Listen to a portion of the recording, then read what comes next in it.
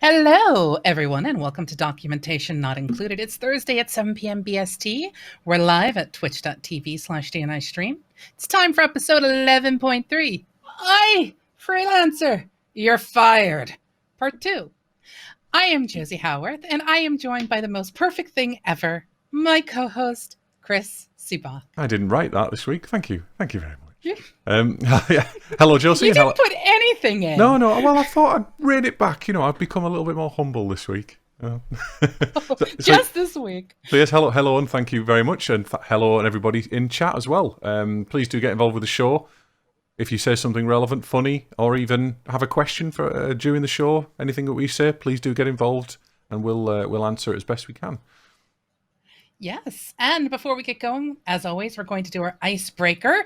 This week, it's Chris who's going to do it. And as a reminder, the icebreaker is just a way to have a question about anything, who we are, what we are, kind of get to know us a little better. And our guests. Yes. No guests this week, but... Yeah. So in keeping with emotions and emotions running high, I've been involved with a fair few people this week who've had a fairly emotional time. If you could remove or negate a single emotion from the world, what would it be and why? Not a single one. Every single emotion has a purpose. Every single one, the good and the bad. And, you know, I could turn around and say I'd love to remove sadness, but sadness is a requirement to understand what joy and happiness is and to help cope with loss. So taking away coping mechanisms, it just, I would love to say perhaps take away the extremities or how far things can get. I mean, depression's a nasty thing in our world, as is mania for some people. So there's two extremes right there. But for me, I could not remove a single emotion. Now, all of my friends and everyone who knows me understands that I don't get the concept of hate, but I wouldn't remove it either. I think there is something to be said for even that kind of deep disgust and stuff, but I think it has to be applied correctly. As for what that is, I think it's totally subjective. So I couldn't pick a single emotion to get rid of. So the basic emotions, and bearing in mind that there's an extension to these, the basic emotions are fear, disgust, anger, surprise, happiness, and sadness. Yep, now, out of those, I understand, and I totally get your point. Out of all of those, I would probably remove anger myself, because I very rarely feel like anger is a suitable reaction to any situation. I understand it. I get it occasionally. I do get angry, but I just don't feel like it's a constructive way to deal with anything, because it just exacerbates the situation, unless you can convince me otherwise. The only thing that's the thing, I wouldn't want to try to convince you about an emotion. What I will say is that anger, just like any other emotion when taken to an extreme, is bad. But then again, it's all extremes. I see nothing wrong with getting angry at a situation because it causes you to fight back against something that may not be a positive situation for you. Anger doesn't necessarily mean that you're going to pick up a chair and throw it into a wall. Anger could mean, I don't like the way you're talking to me. It is pissing me off. Treat me with respect. You know, I think there's nothing wrong with there being anger, but again, it's the extremes. Yeah, no, okay. Moderation is a thing. I mean, I get angry when something happens in my professional life. I suppose quite a lot, but I don't let it take hold of me. I suppose that's. But yeah, I still don't know if it's necessary for me to get angry. I'd rather just be calm and deal with it and get, because I get to that point. It's a coping mechanism that I just get over and then deal with it. I don't know if it helps me. They say that, at least in psychology, and neither one of us are psychologists, so just take our shit with a grain of salt. They say that everything has a purpose. So we experience anger for some reason. We experience sadness and disgust for some reason. You know, these things are there. It's, in the end, it's always what you do with the emotions that actually puts weight and validity to an emotion. Yes. Because someone can smile and be thinking in their head, I'm going to put you in my roleplay game and I'm going to slowly skin your flesh from your body. And yet they're smiling at you while they say this because that's the way it works for them. You know, it's how you use the emotions. I mean, I don't do anger very well at all. I've seen red like twice in my lifetime. Once when someone threatened my dog. The other one I can't remember very well.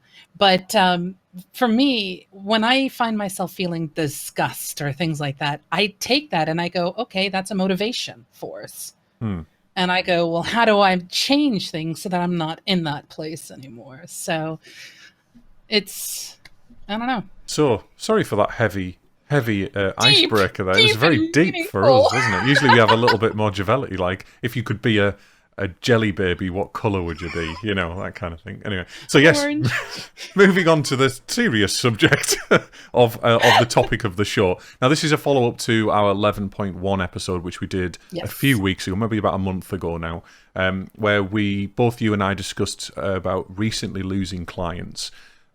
We discussed about how we lost the clients. We've discussed about other ways that clients can be lost, or in fact, you can be fired by a client, or you can be ousted in some way, shape, or form. There's lots of different ways to do that. But we didn't get around to actually talking about the bit that's constructive here is what to do with that. We did a little bit, but we didn't talk in that much detail about what to do as a freelancer when you find yourself either dropped very quickly. As a contractor, sometimes we have zero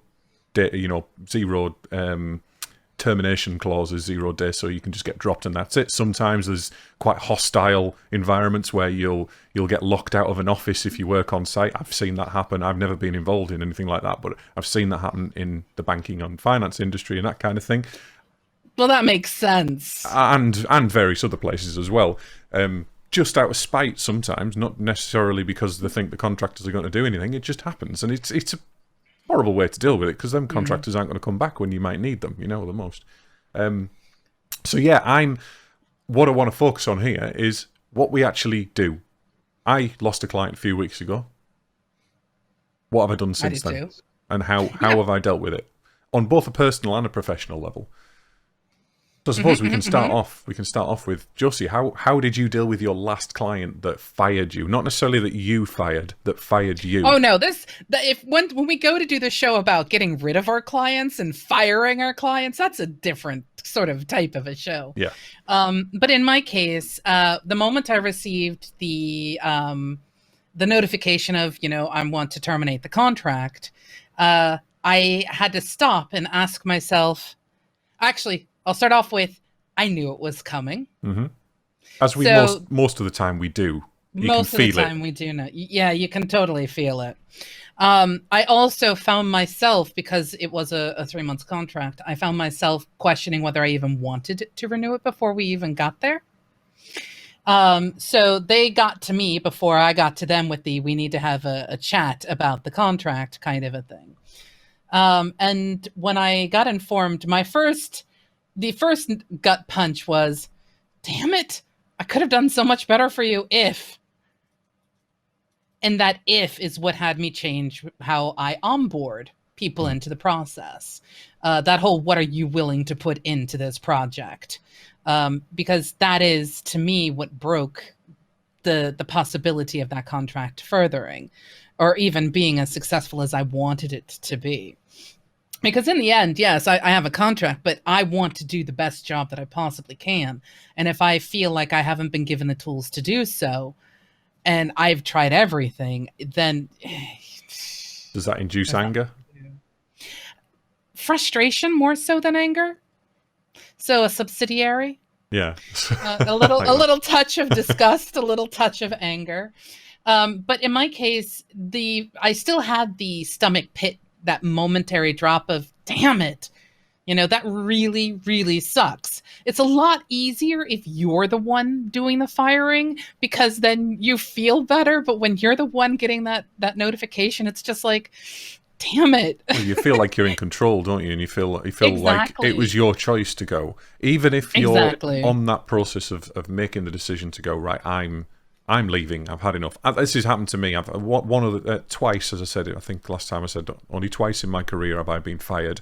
One, I knew it was going to come because there was a snidey person there who I was speaking to and saying that I'm probably not going to renew coming up, and then things got passed through the ranks, Chinese whispers, and they ended up getting rid of me. Even though the contract was due to end in a week, it was stupid spitefulness, but it was a very toxic environment, that. And then the other time has been, I didn't know for certain, but I could feel it in the waters. There was 2 weeks of very little feedback from the client, and I was doing work, and then I got to a point where I was starting to struggle to find work, and I was chasing people a lot, and it was just, right, actually, what's happening? Went away for a holiday, came back that Monday, they said, actually, Chris, we're going to have to terminate the contract because things have changed internally, But yep. When that happened to me, the first thing that I did was Mr. Proactive. I emailed one of my clients that's been dillying and dallying around with doing some potential work for a while. I emailed them and I said, actually, instead of being available in 2 months' time, I'm actually now available as of next Monday or whenever it was. And that actually prompted them. And bearing in mind, I've been sending them emails back and forth for a couple of months just to kind of gauge where they were and when they might need me, and so I could speak to current client and figure out how to fit them in around it. They immediately moved on it, and I got some work from that. So there was no real worry there. A lot of the time, you can get very worried about losing the work as a independent, because it is this feast or famine thing. It is very feast or famine. And I mean, in my particular case, I will stress that at no point in time did the individual who released me from my bonds, did I ever treat them with anything less than respect. Absolutely. I accepted and acknowledged their request. I am not going to try and throw my toys out the cot or my bathwater out the tub. I love British terms. And about that particular thing, because to me, I'm going to leave on a good note. To the best of my ability, I am. They may not have seen exactly what they wanted to see, but I also know that it could have been a lot better had I had a lot more engagement. Once I had handled all of the offboarding process, I found myself with extra time because I did, for them, a retainership. And so I found myself with a little bit of extra time, and I went, I'm actually not going to try to fill that time slot for them this upcoming month, because I know I'm in the process of doing migration changes for several of my servers and things. I'm instead going to dedicate the time to that. So I proactively used it to strengthen my own company's foundations and continue the background project work that no one ever sees. Yeah. Because it doesn't... They don't need to know what it takes to keep the servers running unless they want to know. They just want to know your server's running and it's secure. It's, as secure as it can be. But I use that time to help myself out. And I completely changed my onboarding process to ensure that I got things sorted for the next client. This brings us on to another key point of when you leave a client. Retrospective. Yes. It's very important, no matter how awesome you think you are, no matter how brilliant you are. For those of you who are not watching and just listening to us on their podcast, there are these two fantastic fingers pointed directly at a beard. So no matter how brilliant you think you are, no matter how brilliant you might actually be, it doesn't matter. You need to look at what you've done and improve yourself. It doesn't matter if you did the best possible job you could. It doesn't matter if you delivered everything. I mean, in my the one I got fired from, as far as I was concerned, everything they asked for was delivered. And I asked them for feedback as well. I didn't send them an email and say, could you please give me feedback on what I delivered to you? I just, made sure that it was clear that everything I did was to the standard that they needed it. And I fulfilled the brief. Now, luckily, in that instance, it wasn't a piece of milestone work or anything like that. It was day rate contracting, but it was also very much driven by me. They needed me to drive the requirements that they gave me and completely kind of manage the process entirely, speaking to vendors, chasing people, getting information. I had a very high level list of things to do, and I just had to basically dig down into it, produce documentation, produce reports, that kind of thing. I delivered everything probably well in advance of what they thought they could do. Both the people that I engaged with, both of the middle management, both came back to me and said, it's absolutely nothing to do with what it's nothing to do with what you've delivered. It's just the budgets and the projects have changed. I knew that it would happen at some point in my career, that because I'm a contractor, I'm very lucky that it hasn't happened before now, to be fair. Yeah. And I've seen people being shifted between projects internally. Say you. In fact, that's happened to me. I've been shifted between projects because a project's closed down or it's been cancelled. I worked for somewhere for a few weeks into a 6-week contract. The contract the project I was working on got cancelled because there hadn't been very much internal communication. As soon as I started putting requirements together, they went, oh, actually, there's a lot more work in this than we thought there was. We need a new team. We need to do all of this other stuff. You need to go through the full requirement gathering, blah, blah, blah, blah. And then, I said, right, actually, in my commercial interests, there's loads of work to do here that needs to be done. Let's renegotiate. I'll do it for the same rate, but I will change the deliverables to this, So it's about that, reflecting on you and not just reflecting on the client, but reflecting on what you've delivered as well. It's worth taking a moment and literally, it's the same thing with every single project out there, a lessons learned kind of a thing. You want to sit there and go, what went right? What do you feel went wrong? And what can be improved? And you use that to better yourself. I mean, every single client that I have had or have, they better me. In every action and every task that I do, I get better. And it's due to just the nature of humans, I guess. How we interact with each other, we learn from each other if we're open to it. But I mean, even if you are interviewing for like a 9 to 5, ask for feedback after the fact.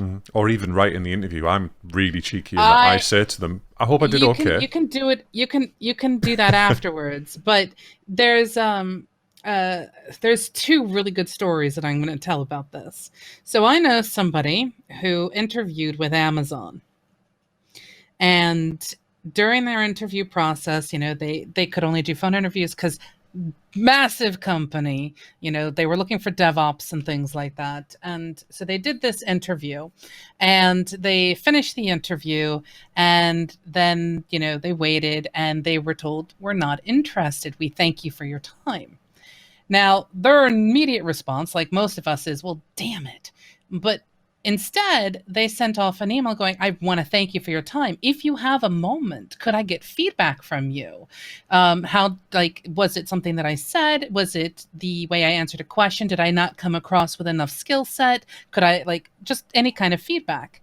They then got an email back from them going, we have never had somebody ask for feedback before, and if we knew you were that type of person, we would have hired you.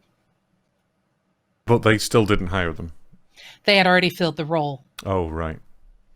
So, ask for feedback. Yeah. Always ask for feedback. And, be willing to give your clients feedback as well. Because if I let a client go, or a client lets me go, and they go off to somebody else to do something that I have done for them, I want them to have a better experience. I want them to have, say, the right questions to ask that they may not have known before, or, let them understand the reality of the situation. Like, if you're going to do something marketing, you actually have to put money into it. I'm sorry. There's things you can do, but no one goes viral because they've planned for it. No, exactly. And I think it comes down to making sure that the people that you're working with understand your relationship in whatever way that relationship exists or manifests itself, and being confident in the ability, not just your ability to deliver the services, but also your ability to deliver future services, and be open and set your boundaries. Set your boundaries, but at the same time, be flexible. I said last client, I spoke to them. I sent them an email. I said, look, just if you do have any other requirements similar to this in the future, please do drop me an informal email. We don't have to go through an agency for this particular moment. I know we officially would because of particular contract terms, but yeah, just to see if I'm available, see if I can help with a particular problem, and we'll see where we go from there. Whether or not they will do that is up to them. I think they probably have internal processes and kind of set in the ways, but you know, it's there. It's left the book open. They might remember me in the next job that they have, or the next, you know, when they're running their own company because they've left the particular place. You know, it could. All of that is what I think about these days. That is exactly the way it works for me. I mean, like I said, from my company, I am word of the mouth, pretty much 100% word of the mouth. Very, very, very rarely do I get reached out to as sort of a cold kind of thing. And I will state it is fantastic when I work with a company, which I have done, and I was working with a particular individual for a particular part of a project, and we got things going and settled, and we were able to take care of everything quickly, within time, within budget, and a little over scope, which just goes to show when handled right, it can be done. And they ended up leaving that company, went to another company, and guess who they contacted when they needed something? You know, there is nothing worse than getting fired. And no matter how much, this is for all of you gorgeous people listening and watching. Yes, I don't know a single person who doesn't have imposter syndrome on some level. On some level, you're going to question yourself when you're fired. Am I good enough to do what it is that I have hired myself out to do? Yes, you are. Yeah, and I'm saying that as someone who suffers from it horribly. I will sit there after I've been fired, like I was, and I went, I didn't do it. Like I had 5 minutes of a mental breakdown just to cope with the fact that I didn't control the breakup. Yeah. You know? Well, that's another thing we need to cover as well. It's the mental state that you can be in after that, and the personal level stuff. Because we're talking about business at the end of the day, and at the end of the day, there are lots of different types of people in the world, and that's what makes the world the place that it is, the wonderful place that it is. People are all different, and how one person deals with a breakup, whether it be a personal relationship or a business relationship, is completely different to how another one will. I go at it, you know, excuse the term, but balls to the wall, you know, and I just try and basically get everything sorted. And I didn't just send that one client an email the day that it happened. Oh, in fact, I did just send that one client. I would have sent more clients an email, but very, very strangely, two of my previous clients and a brand new client all send me messages all within the 2 days after I got fired, saying they wanted my services. Now, it might happen all day, every day, and I just don't think about it that way, but it just seemed really odd that it happened all, and I was lucky in that sense. But that isn't just luck. That's also me doing the work previously and keeping the relationships going. 5 years ago, that wouldn't have happened. So important. But going back to the mental focus, the 7 steps of grief you're going to experience, period. You're going to go through it very quickly in some cases, very slowly in other cases, depending. I mean, I've had a quote unquote recent breakup, and I'm still suffering. And it's probably going to take me a couple weeks to wrap my head around the loss of something like what I've lost. But I also understand that it's not the only thing. This is why I like doing what we do, Chris. Have you done your retrospective on this particular problem? I have not done it yet because I had done a lot of stuff leading up to it because I kind of knew it was coming. So there were a lot of things that I had done previously with this is what went right. This is what went wrong. This is what could be improved. But I have to wait till I get out of mourning. Funk stage? Yeah, the funk stage. I said the mourning. I am seriously in mourning about a particular thing that I know about that I can't say anything about. But, you know, in the end, you're going to go through these different stages. And as I was saying, I love being what we are, Chris, because while I may have been fired and I may see something that I love, kind of going away, I have other clients that, for lack of a better term, feed that dopamine hit. And I am the kind of individual, when the brain is going into a downward spiral of mourning, if I have a to-do list, I'm okay. I can keep functioning. So having these projects that I'm working on for other clients in my face, I can shut off the part of me that's mourning or the part of me that's just sad about the loss. And I can be like, okay, so this client needs this, and this. All right, I've got this project set up. Now I've got these things set up. I've got a release schedule set up. I've got this set up. And now I've got this work to do. I've now got these statistics and metrics to work with. And I have energy again. And I'm able to just take that and run with it. And then as soon as, my hourly time is done for that, I then put that away and I step back and I just take a deep breath. And then I go, oh no, and I start mourning again. But because of the fact that that is how we function, we have so many different clients. In my case, I have tons of clients at once, whereas you tend to, usually you're focusing on, 2 to 3 clients at max at a time? Usually one, to be fair. I mean, as much as I want to work with multiple clients, it doesn't happen as much as I'd like it to. It's just the nature of my work is it's very heavy. A lot of the stuff that I do it requires full time. And I mean, I've just had to sell myself into a particular client who thought that I might be able to do it ad hoc. Hours here and there, and it's like, sorry, but I have to open your eyes to the real life situation. I've got 250 bugs to go through to look at for a future resourcing that I have to do. So I have to design things like a technical test. I have to go through CVs. I have to also implement an agile process and get the existing staff on board with it as well. I have to basically pull them out of a situation that they shouldn't really be in.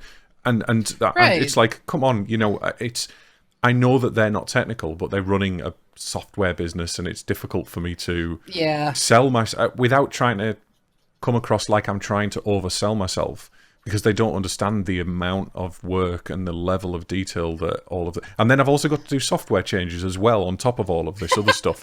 So there's a lot of work there, and it's like, I'm sorry, but you're fooling yourself if you think that one person can do this part-time. You need 6 people to do this full-time, and I need to be full-time now to get you to that point where you can actually start to maintain your software, get it into a nice position. So yeah, everywhere. That's the thing. In my case, I have so many different clients that I work with at one time that it gives me the opportunity to, quote unquote, spread the love.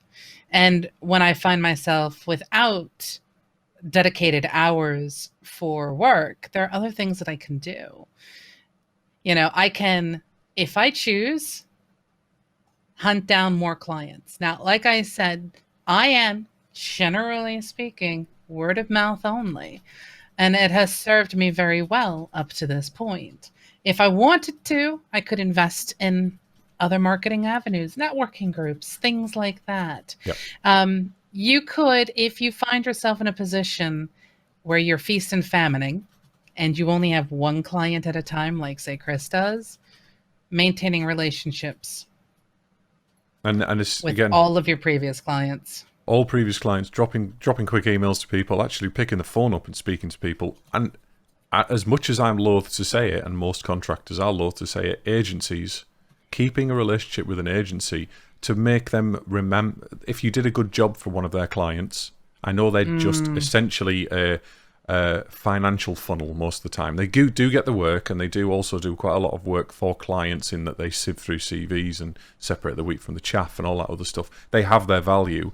I'm not sure it's as much as they charge for their value, but it is what it is, and that's the world we live in. It's a capitalist world, but it's still, for me, maintaining a relationship with a good agent that's treated me well, that's not ripped me off, that's not charged me out at double the rate that I'm getting, that kind of thing. Then that's valuable to me going forward.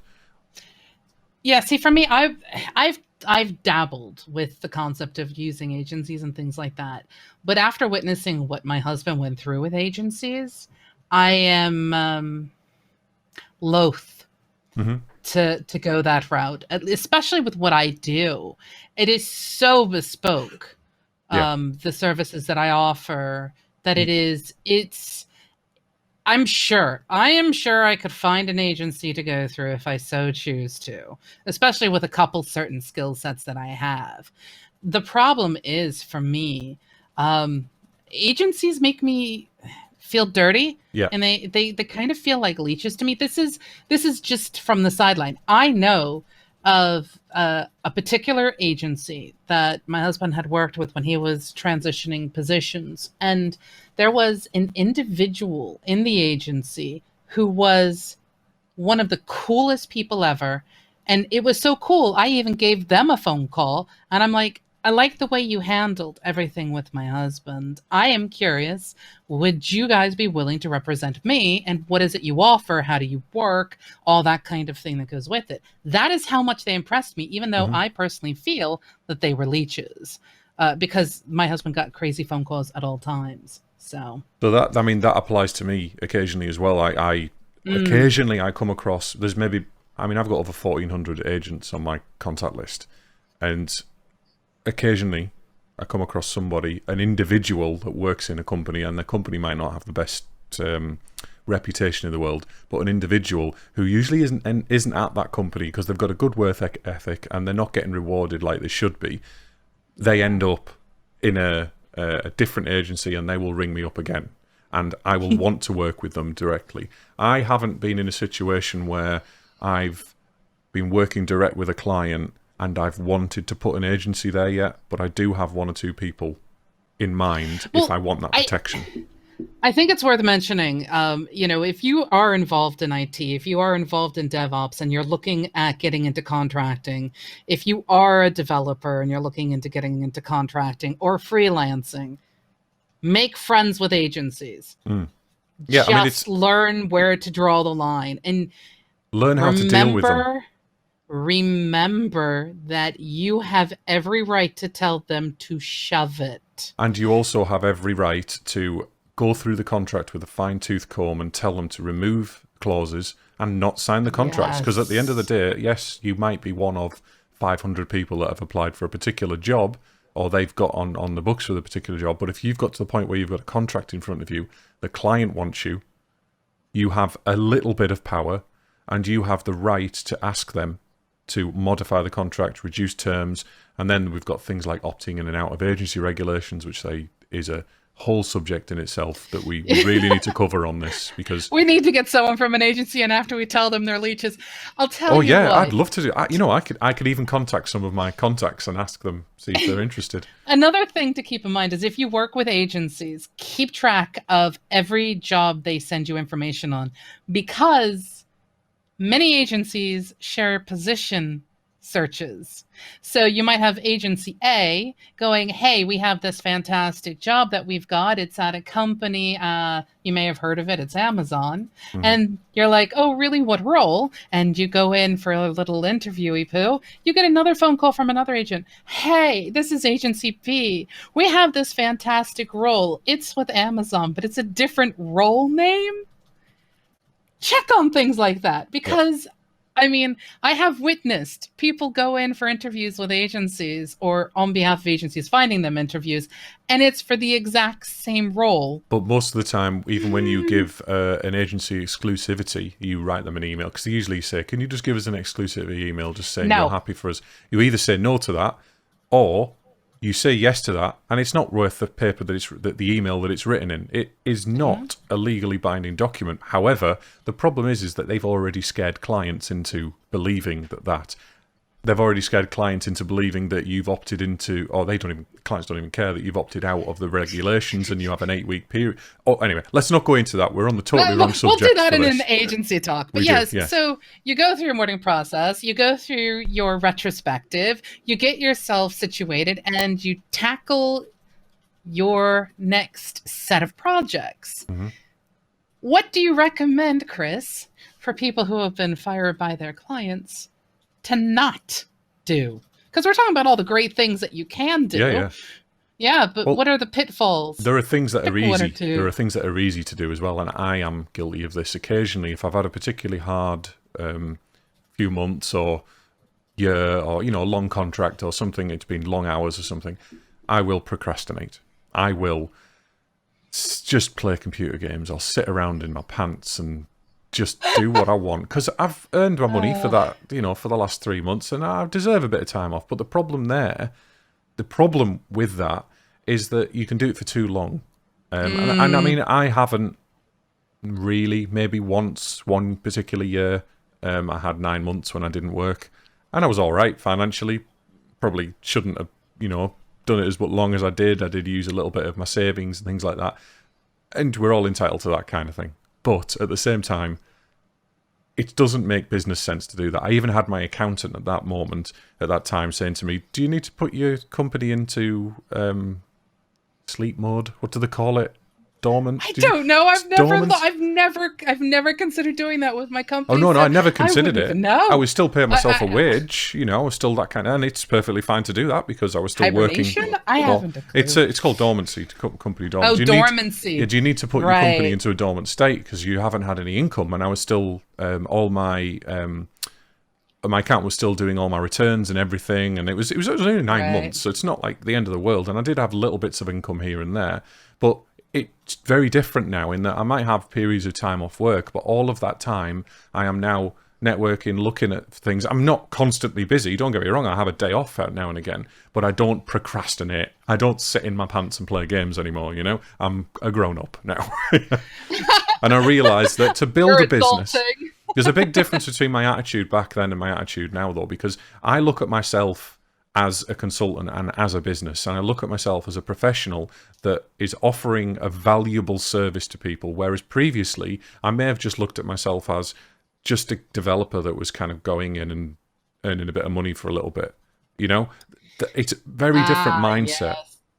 Yes. And these days I am actively trying to arrange multiple things at once. I am actively trying to maintain relationships with people, and I'm actively trying to ensure that I don't only look like a business, but I act like a business.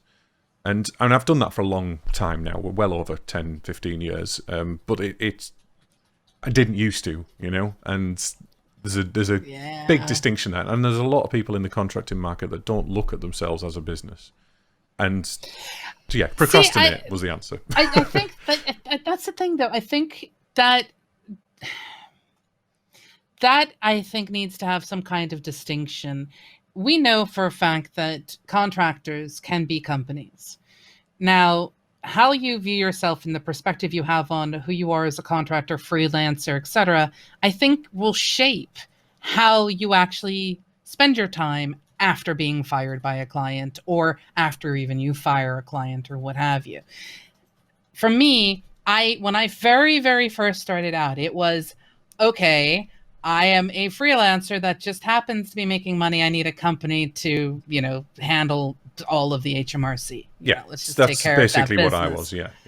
However, at this current moment in time, considering the fact that I have had contractors working underneath me for other projects, that I have had an employee kind of working underneath me, I look at it vastly different now, because it's no longer just, I am a contractor offering freelance services in the world of development, woo, or all the other stuff that I do.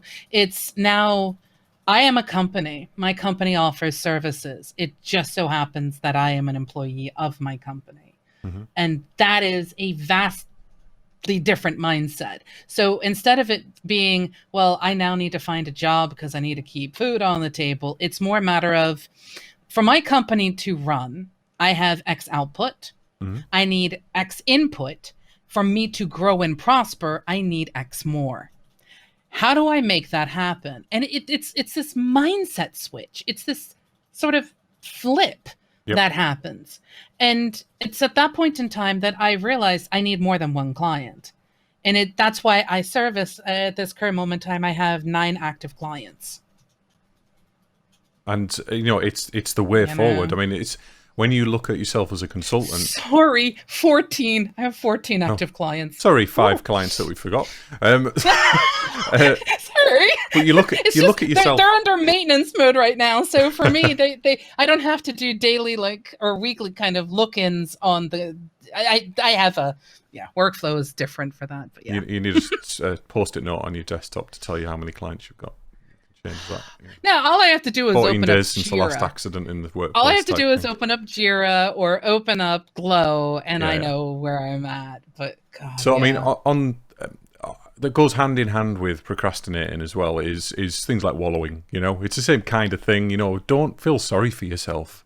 Do that retrospective. Look at it proactively. Look at yourself as a business and look at, could I have dealt with that differently instead of just worrying about what might come. There's the wallowing of what might happen in the future. There's the wallowing of what happened in the past, and I shouldn't have dealt with it that way, and it's the worst thing in the world. But you can't. To me, I can't do that personally.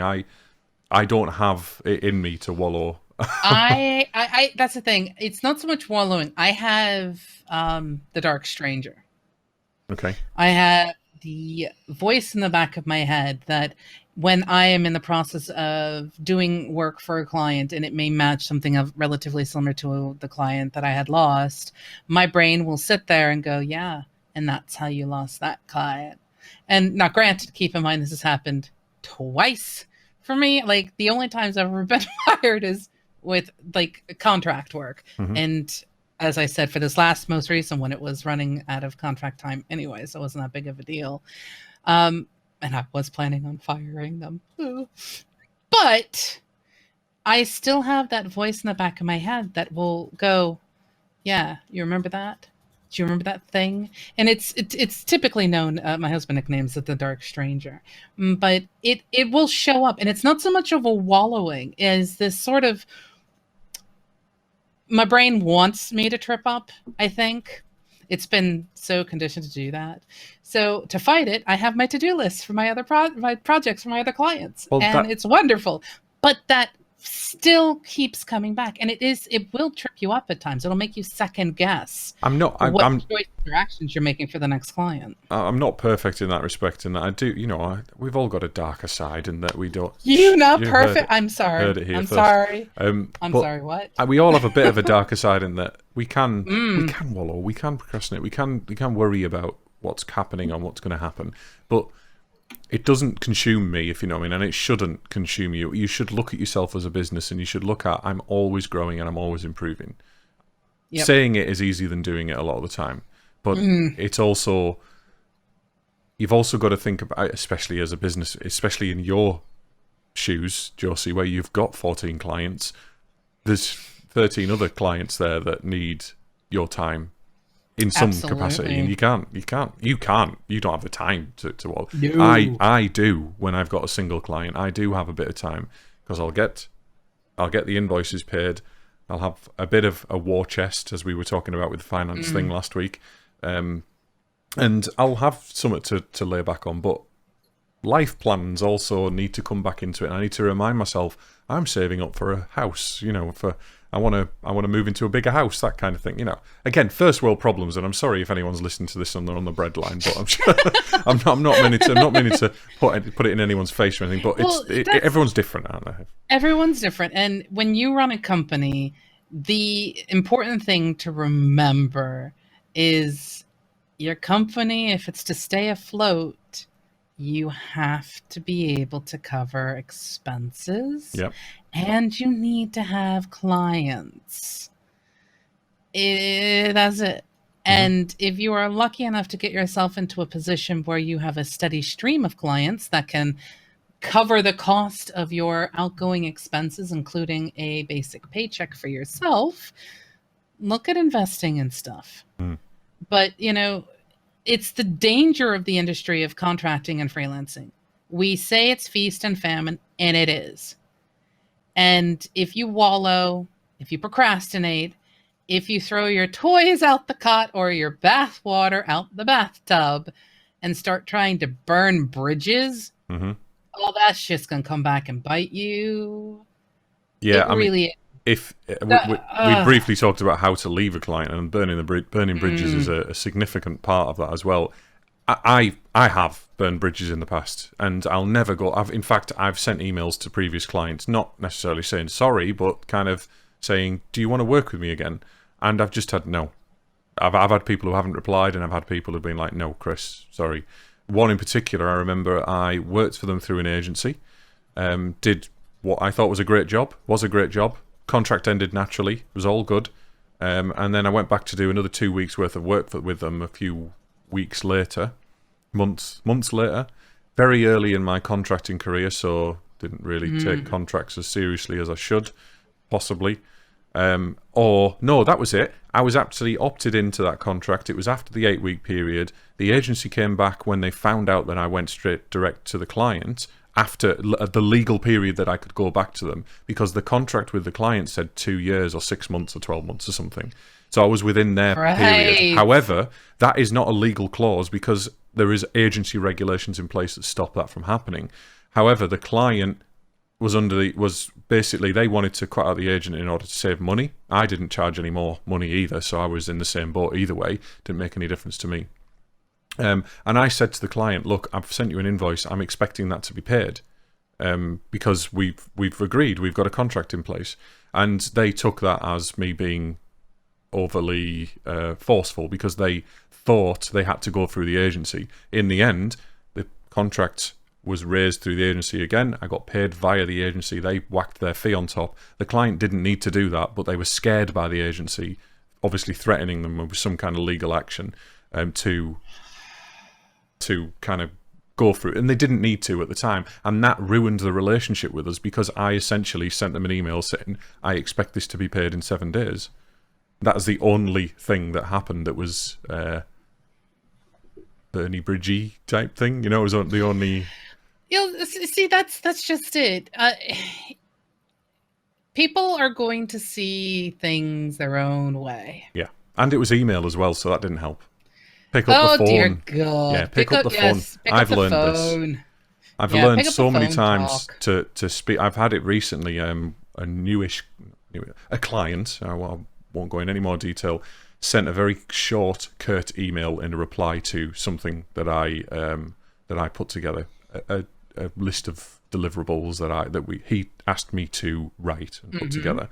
And I sent a big long, I spent an hour writing an email so I was clear on what I would think. I got an email back saying, I won't say exactly because they might figure out who they are, and it's not the point. It's very recent. So I wanted to, basically it was a bit, it could have been taken as rude, put it that way, the way that they put this, but it was a very short reply and they were busy. So I got a little bit riled about it. I was a little bit, spoke to my wife, like the old, you have to vent somewhere, the catharsis, and she didn't help, to be fair. She made me even more kind of...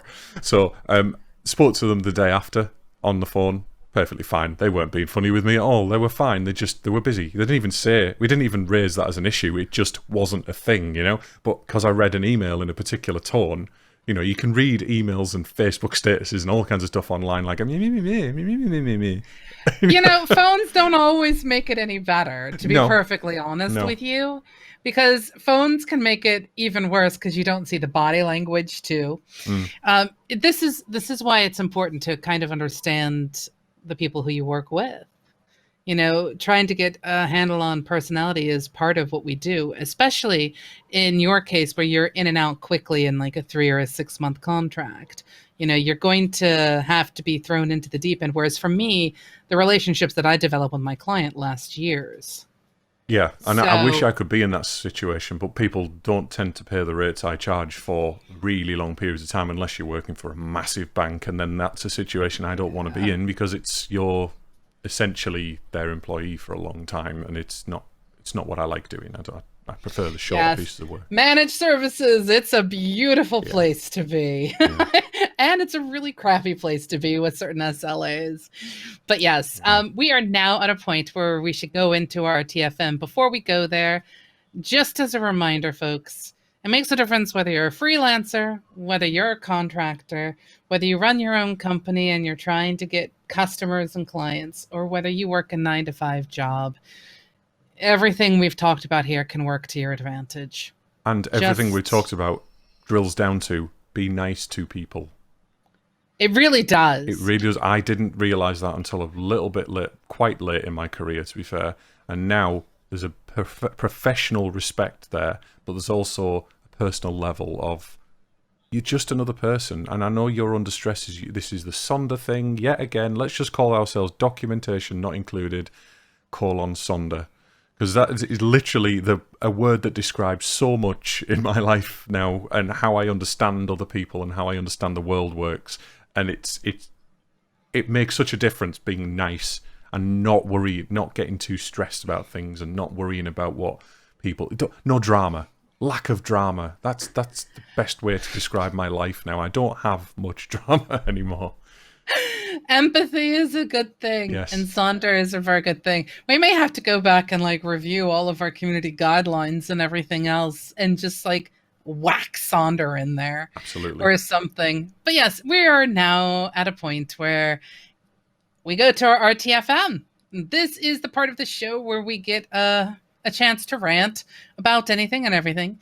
It could be development related, it could be programming related, it could be work related, it could be client related, it could be, I don't know, space related. Whatever it is, it's just a chance to vent. And do you have an RTFM?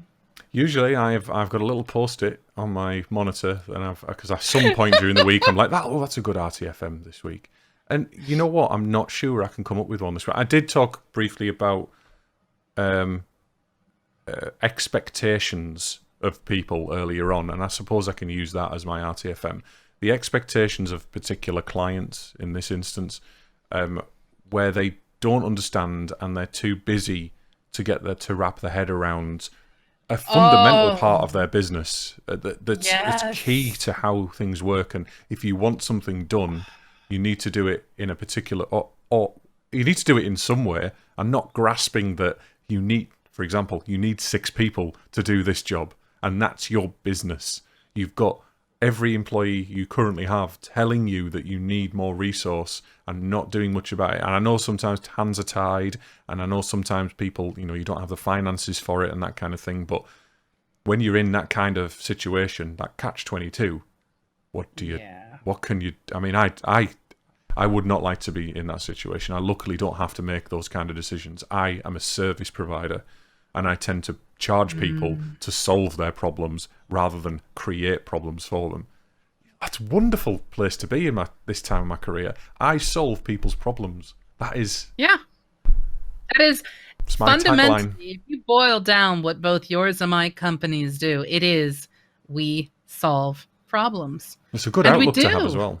Because a lot of the time, developers especially don't feel like they're solving problems. They feel like they're firefighting. No, not just firefighting. They feel like they're fighting the establishment half the time as well.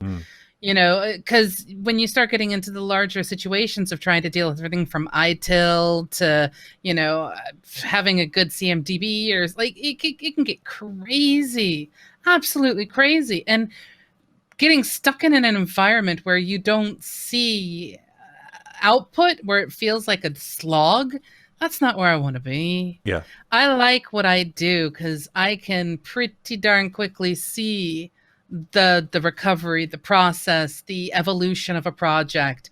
Because even when I do short-term projects, the output is tangible.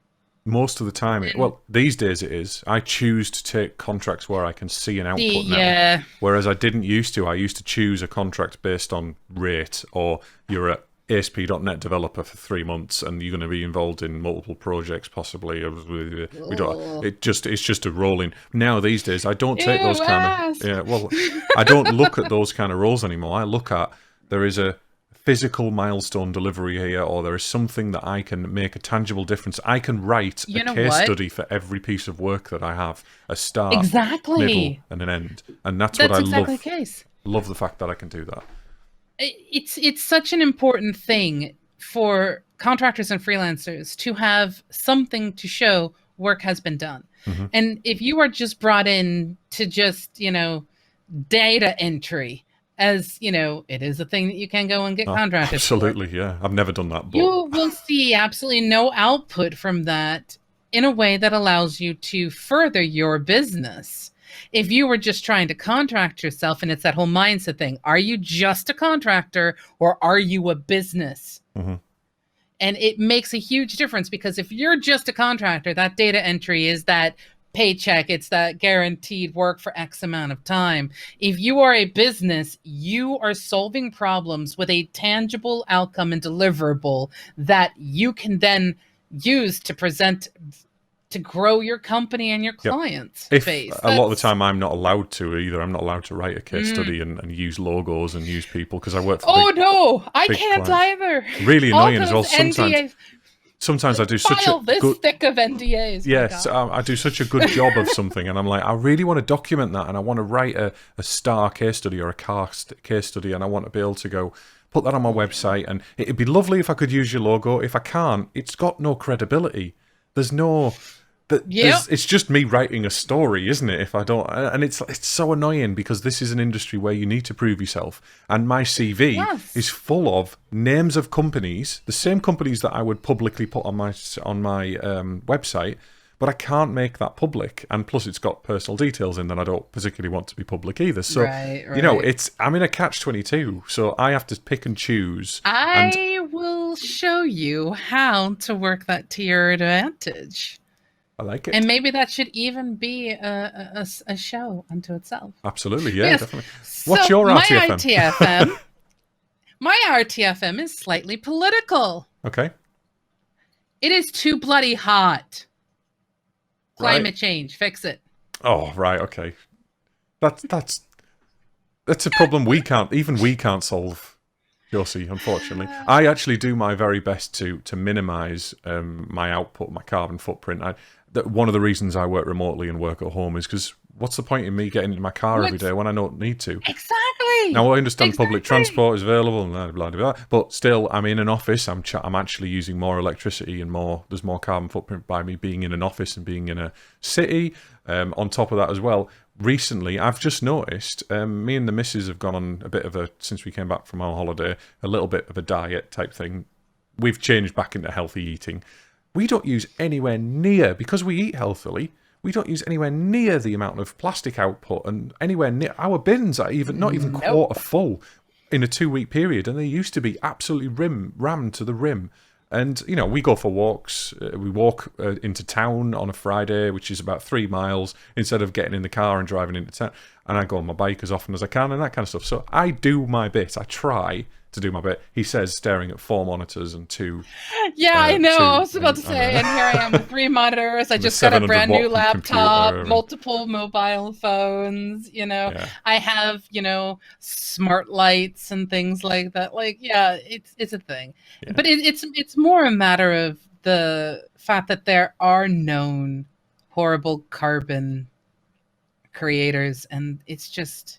To me, it doesn't feel like it's being taken seriously enough by certain branches of certain It's too slow. It's been adopted too slowly.